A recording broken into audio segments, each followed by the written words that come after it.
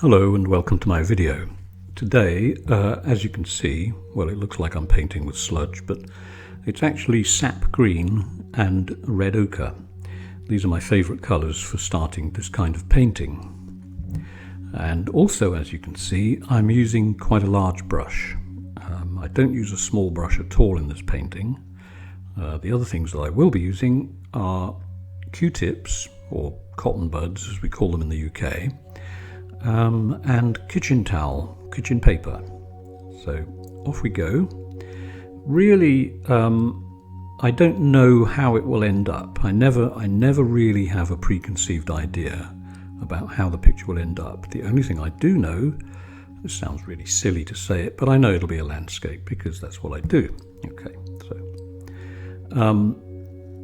I'm also mixing the paint with quite a lot of oil, almost to the point where it drips. Sometimes I do like the paint consistency to be so oily that it's almost running off the bottom of the canvas, but this one I'm sort of keeping it slightly stiff. And all I'm doing is making shapes, and I'm looking for the sort of accidental shapes that will appear as you paint like this, which will suggest a landscape. By doing this, I sort of override the stress, I suppose you could call it stress, although I'm not particularly stressed, but you take away this feeling of, oh, I must paint a tree like this, or I must paint the far distance in this way. You just let the shapes dictate to you what's going to happen.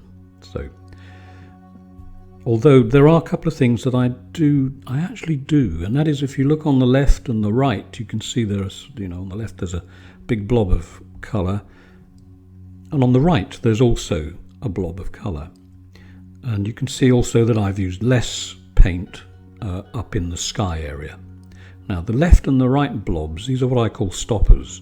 These are things to keep the eye in the picture, and it'll all become clear later. And you'll see this in pretty well most of my pictures if you actually if you look at my paintings on Facebook, and I'll give you the details to that later. Also, I'm going to be really cheeky here and suggest that if you like my work and you want to support me a little bit, just so that I can buy more paint, because you can see here I'm getting through quite a lot of it, I have a Patreon page. So if you want to become a Patreon or a patron of my Patreon page, then I will also put the details down in the box below this as well.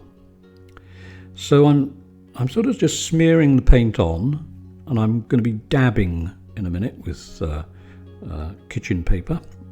That's to get various textures, and also to wipe away, as I'm doing here. You can see I'm wiping away the sky, because obviously the sky is going to be a bit lighter than considerably lighter than the landscape. So I'm going to leave you to just watch for a minute, and I may make a comment or two later. But for now, I think a lot of it just speaks for itself. And what I'm doing, although I'll shut up in a minute. What I'm doing is when I get down to the landscape part, so I'm just sort of finishing off the sky here, not finishing it, but just getting it lighter with a few varying tones in it.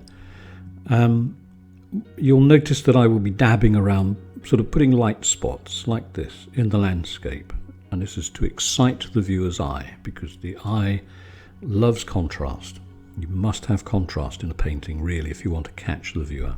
So off we go, and I'll just shut up now and let you listen to some music.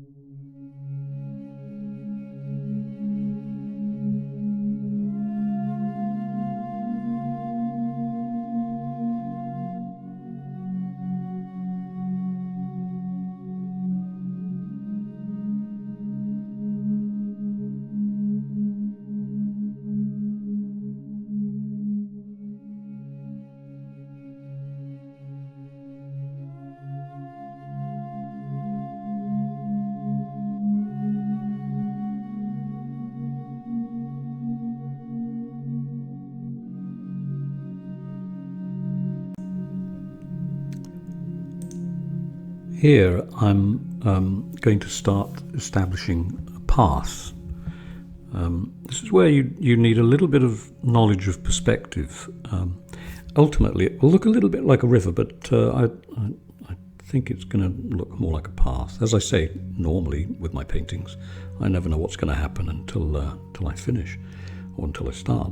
So I'm putting in a lighter area, but I think any minute now I'm going to start pulling the paint down, or pushing away paint, to sort of draw the viewer in. So one thing to remember with paths, okay, or even rivers on paintings like this, or any painting, is that a lot of the general mistake that people make is they make the path too narrow at the foot of the painting.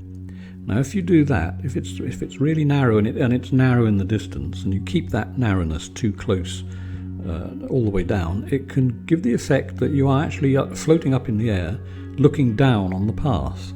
Now, if you widen the path considerably at the bottom of the painting, it actually brings you down to earth level, so that you are more standing on the path and looking along it, rather than looking down upon it. I hope you understand what I mean by that.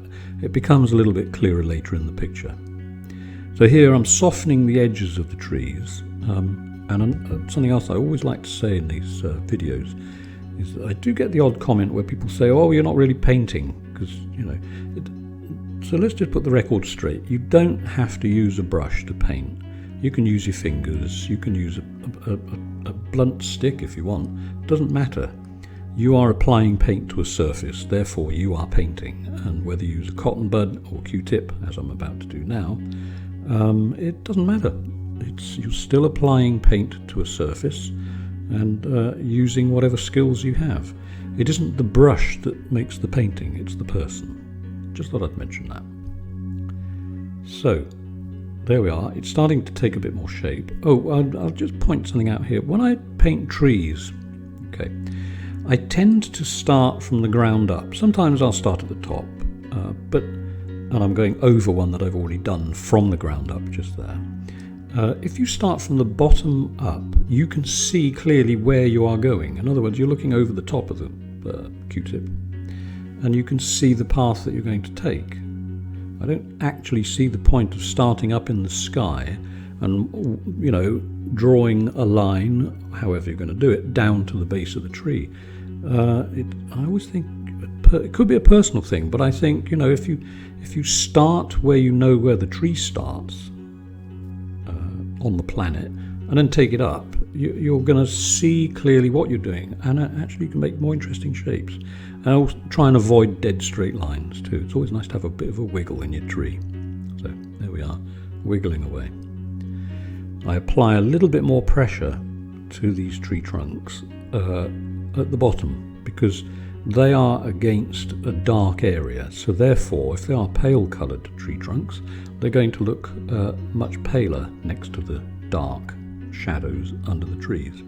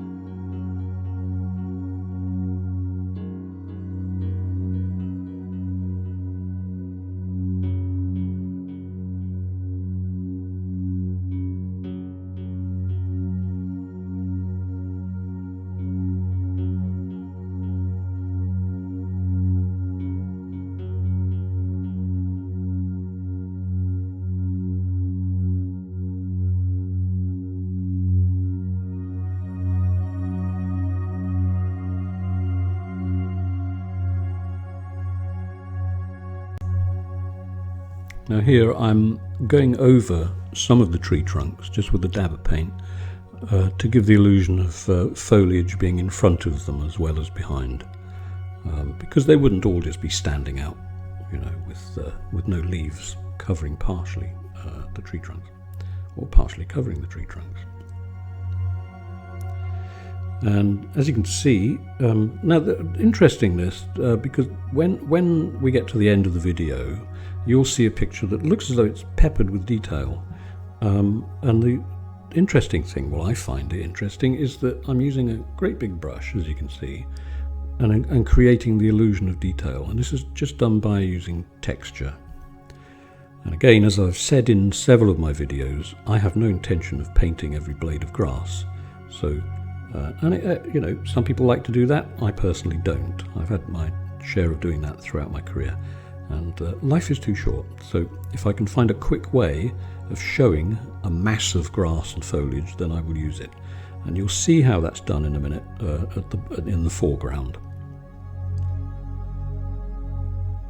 I hope. Again there, just putting a few bits of shrubbery over the bottom of the tree trunks.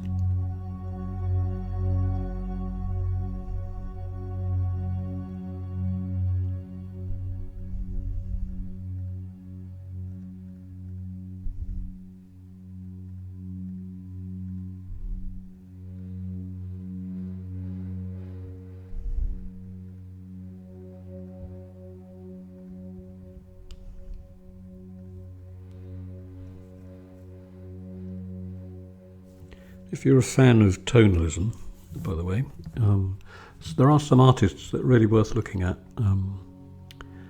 People like Bruce Crane and George Innes, they're my favourites, I think.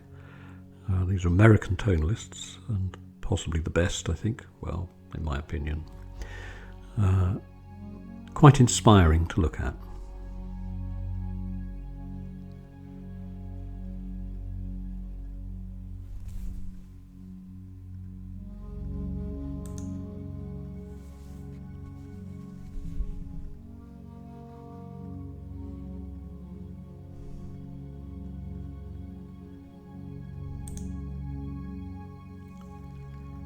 So here's a close-up.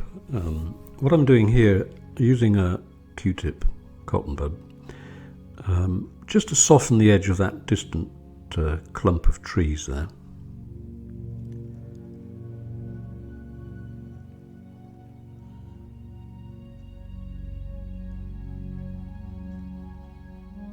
Sorry about my hand being in the way, it's a bit difficult with the camera angle. And I'm putting a little bit of light on the field below that clump, just to add to the perspective a little bit.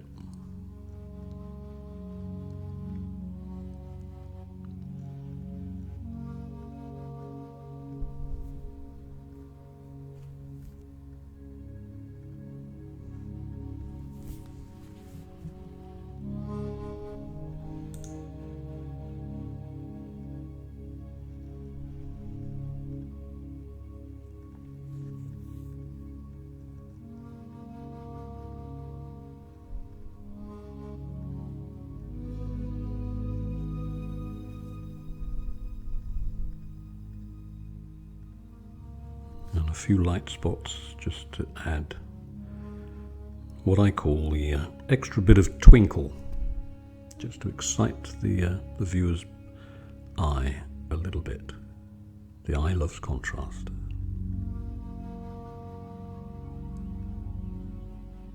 And a few dabs just to break them up a little bit.